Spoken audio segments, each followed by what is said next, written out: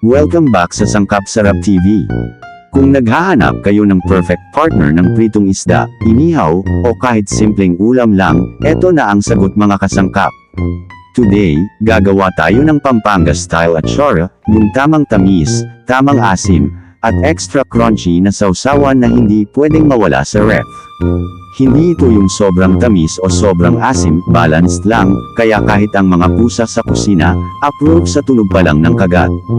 Simple lang ang proseso, walang arte, pero siguradong panghanda, pangnegosyo, at pangbahay. So tara na, simulan na natin. Mga sangkap, para sa gulay. Hilaw na papaya siya ang bida, kaya dapat firm at fresh. Asin pang tanggal ng sobrang tubig para extra crunchy. Carrot pang kulay at dagdag tamis. Pulang bell pepper pang bango at konting tamis. Sibuyas pang balance ng lasa. Luya nagbibigay ng classic Kapampangan cake. Bawang pampalalim ng lasa, para sa pinagbabaran, brine. Suka, cane vinegar o puti, pampaasim na hindi masakit sa dila. Asukal pang kontra sa asim.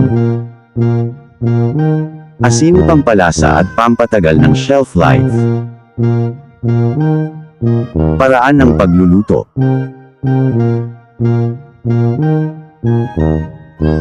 Step 1. Ilagay ang hiniwang papaya sa isang malaking bowl. Lagyan ng asin at haluing mabuti. Iwan ng 30 minuto hanggang 1 oras para lumabas ang sobrang tubig.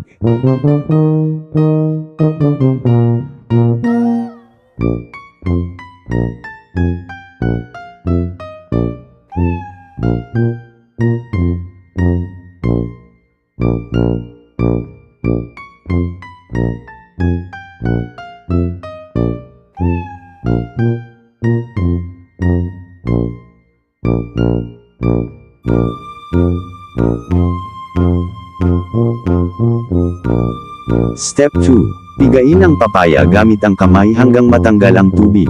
Mas tuyo, mas crunchy, ganun lang ka-simple.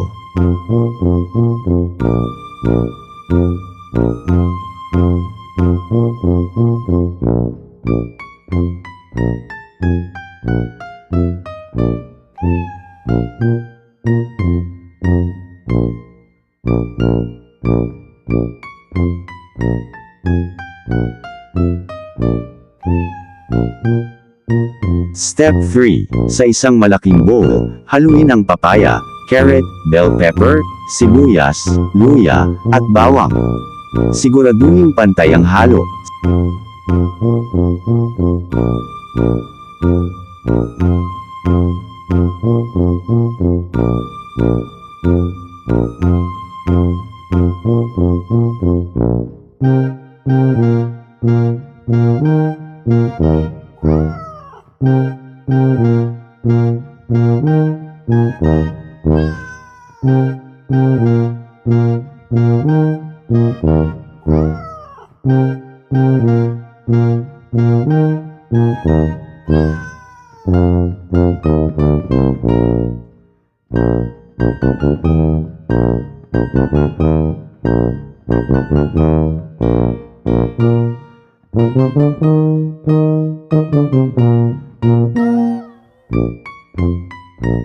Step 4. Sa kaserola, pagsamahin ng suka, asukal, at asin.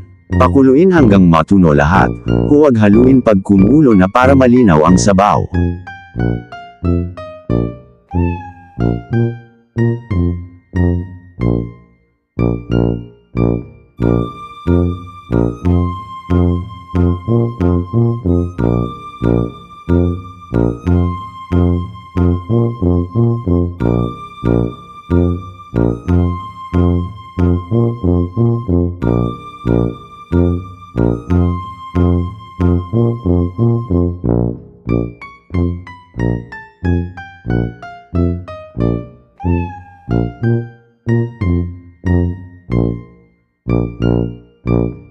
Step 5. Ibuhos ang mainit na brine sa mga gulay.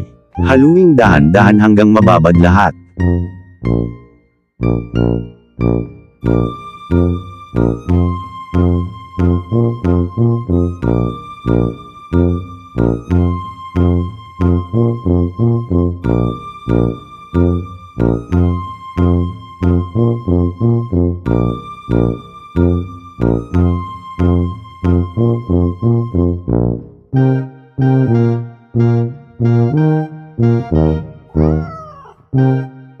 Step 6. Ilagay sa malinis na garapon, siguraduhing lubog sa sabaw ang gulay. Palamigan muna, saka isara. Step 7. Ilagay sa ref ng 24 hanggang 48 oras bago kainin para mas kumapit ang lasa.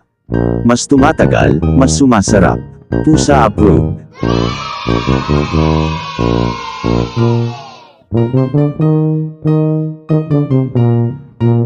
Kung nagutom ka sa video na ito, alam mo na ang gagawin. Like, comment at subscribe para sa more Meow Sarap's recipe dito sa Sangkap Sarap TV. Shout out sa lahat ng mga kasarap sa solid supporters. Kayo ang tunay na sangkap ng success.